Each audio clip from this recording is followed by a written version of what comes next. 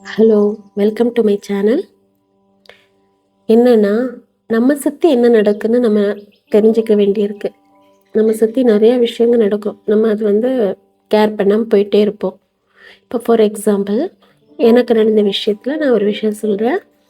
நான் பிரெக்னென்ட்டா இருக்கும்போ, என் பக்கத்துல தெரிஞ்சவங்க. அவங்க எனக்கு ரொம்ப ஆசையா ஒரு ஒரு பெரிய பாக்ஸ் ஃபுல்லா நவாப்பழம் கொண்டு வந்து குடுத்தாங்க. இது சாப்பிடுங்க. உங்களுக்கு ரொம்ப அழகான குழந்தை பிறக்கும் அப்படின்னு குடுத்தாங்க.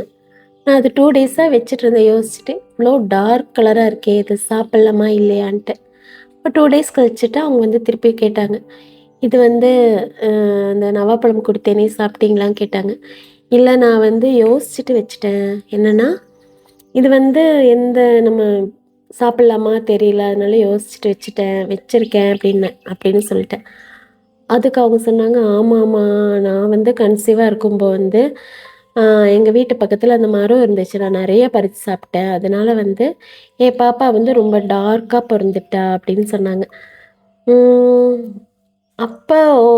ஓ! இப்படி ஒரு விஷயம் இருக்கான்னு நானும் அதுக்கப்புறம் தான் அத ரியலைஸ் பண்ணிட்டேன். அதனால எதுவா இருந்தாலும் கொஞ்சம் யோசிச்சு பண்ணுங்க. யார் எது சொன்னாலும் அது கேட்கணும்னு இல்ல. நமக்கா அது கரெக்ட்டா இல்லையான்னு கொஞ்சம் யோசிக்கணும். ஆ ஓகே. பாய்.